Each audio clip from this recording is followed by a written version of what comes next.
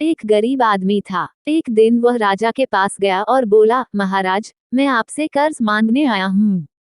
कृपा कर आप मुझे 5,000 रुपये दें। मैं 5 वर्ष के अंदर आपके रुपये वापस कर दूंगा। राजा ने उसकी बात पर विश्वास कर उसे 5,000 रुपये दे दिए। 5 वर्ष बीत जाने के बाद भी जब उस व्यक्ति ने राजा के 5,000 रुपये नहीं लौटाए तब राजा को मजबूरन उसके घर जाना पड़ा। लेकिन वहां वो व्यक्ति नहीं मिला। जब भी राजा वहां जाता बहाना बनाकर उसे वापस भेज दिया जाता। एक दिन फिर राजा उस व्यक्ति के घर गया। वहां और कोई तो नहीं दिखा, एक छोटी लड़की बैठी थी। राजा ने उसी से पूछा, तुम्हारे पिताजी कहाँ हैं? लड़की बोली, पिताजी स्वर्ग का पानी रोकने गए हैं। राजा ने फिर पूछा, तुम्हारा भाई कहाँ है? लड़की बोली, बिना झगड़ा के झगड़ा करने गए हैं। राजा के समझ में एक भी बात नहीं आ रही थी, इसलिए वह फिर पूछता है, तुम्हारी माँ कहाँ है? लड़की बोली, माँ 1 से 2 करने गई है। राजा उसके इन उल जुलूल जवाब से खींच गया। वो गुस्से में पूछता है, और तुम यहाँ बैठी क्या कर रही हो? लड़की हंसकर बोली, मैं घर बैठी संसार देख रही हूँ। राजा समझ गया कि लड़की उसकी किसी भी बात का सीधा जवाब नहीं देगी, इसलिए उसे अब इससे इन बातों का मतलब जानने के लिए प्यार से बतियाना पड़ेगा। राजा ने चेहरे पर प्यार से मुस्कान लाकर पूछा, बेटी, तुमने जो अभी अभी मेरे सवालों के जवाब दिए, उनका मतलब क्या है? मैं तुम्हारी एक भी बात का मतलब नहीं समझ सका। तुम मुझे सीधे सीधे उनका मतलब समझाओ। लड़की ने भी मुस्कुराकर पूछा, अगर मैं सभी बातों का मतलब समझा दूं तो आप मुझे क्या देंगे? राजा के मन में सारी बातों को जानने की तीव्र उत्कंठा थी। वह बोला, जो मांगोगी वही दूंगा। तब लड़की बोली, आप मेरे पिताजी का सारा कर्ज माफ कर देंगे तो मैं आपको सारी बातों का अर्थ बता दूंगी। राजा ने कहा, ठीक है, मैं तुम्हारे पिताजी का सारा कर्ज माफ कर दूंगा। अब तो सारी बातों का अर्थ समझा दो। लड़की बोली, महाराज, आज मैं आपको सारी बातों का अर्थ नहीं समझा सकती। कृपा कर आप कल आएं। कल मैं जरूर बता दूंगी। राजा अगले दिन फिर उस व्यक्ति के घर गया। आज वहां सभी लोग मौजूद थे। वह आदमी, उसकी पत्नी, बेटा और उसकी बेटी भी।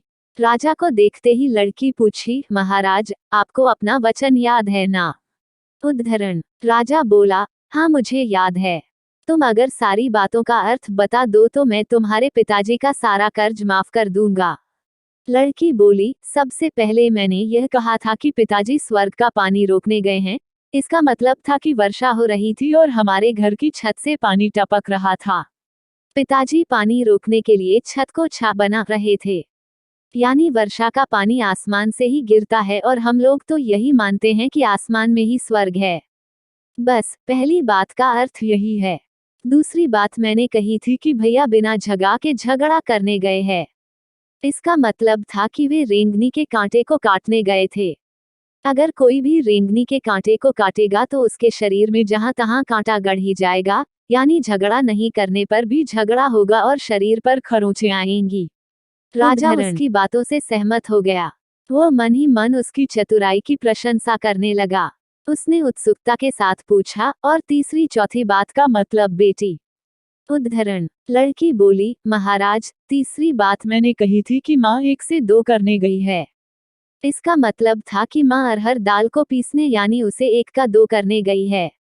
अगर साबुत दाल को पीसा जाए तो 1 दाना का 2 भाग हो जाता है, यानी यही था 1 का 2 करना।